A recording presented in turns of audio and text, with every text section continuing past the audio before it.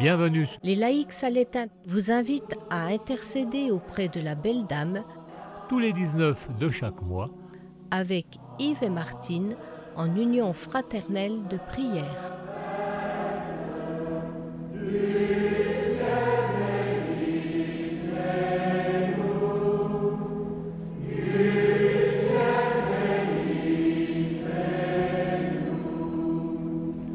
À l'endroit où ils ont dormi, un globe de feu, comme si le soleil était tombé là, une femme y apparaît, assise, la tête entre les mains, les coudes sur les genoux, dans une attitude de profonde tristesse.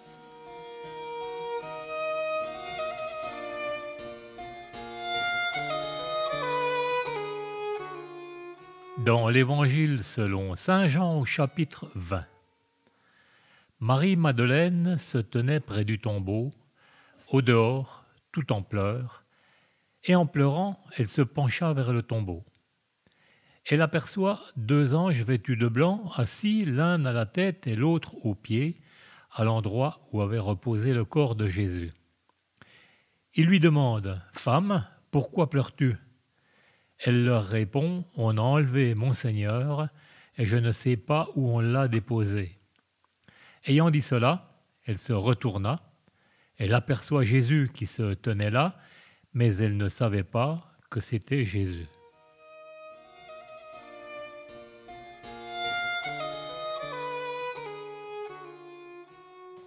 La Belle Dame se lève. Eux n'ont pas bougé. Elle leur dit en français « Avancez, mes enfants, n'ayez pas peur. Je suis ici pour vous conter une grande nouvelle. » Toute peur disparaît. Maximin et Mélanie sont rassurés, attirés. Sa voix était comme de la musique, ont-ils dit, et ils s'approchent d'elle.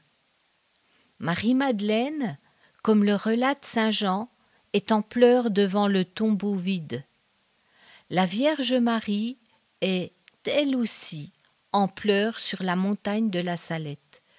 Toutes deux si proches de Jésus. Quelle similitude! L'apparition de Marie sous une forme reconnaissable, mais empreinte de majesté céleste à ses 2 enfants, les bouleverse et transforme leur compréhension du divin. Jésus apparaît à Marie-Madeleine, mais elle ne le reconnaît pas immédiatement. C'est seulement lorsqu'il l'appelle par son nom qu'elle réalise qu'elle est en présence du Seigneur ressuscité.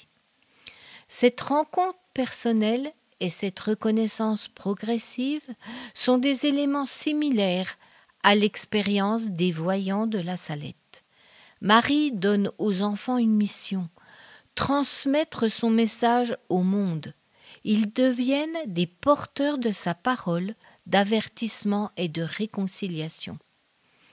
Au verset 17 de Jean 20, Jésus dit à Marie-Madeleine « Va trouver mes frères pour leur dire que je monte vers mon Père et votre Père, vers mon Dieu et votre Dieu. » Elle devient messagère auprès des apôtres de sa parole d'espérance qui sera en Jean 20, verset 23, « Ceux à qui vous pardonnerez les péchés, ils leur seront pardonnés. » Ici aussi, la notion de pardon et de réconciliation avec Dieu est au centre du message. En résumé, le lien principal entre l'apparition de Marie à la Salette et l'Évangile en Jean 20 est l'accent mis sur la conversion, la réconciliation, la reconnaissance de la présence divine et l'envoi en mission. Dans les 2 cas, il y a appel à revenir vers Dieu, à se laisser transformer par sa grâce et à porter son message au monde. Le défi intention de prière que le Saint-Père nous confie pour ce mois. Prions pour que tous les parents qui pleurent la mort d'un fils ou d'une fille trouvent un soutien au sein de la communauté et obtiennent de l'Esprit consolateur la paix du cœur. Notre-Dame de la Salette, réconciliatrice des pécheurs, priez sans cesse pour nous qui avons recours à vous.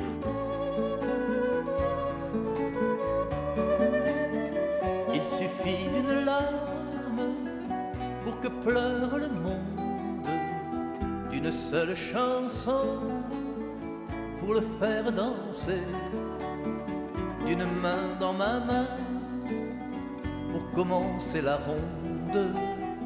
Et si nous sommes deux, pourquoi pas des milliers? Viens, ouvre ta porte, sors du fond de toi. Viens, ce que tu portes peut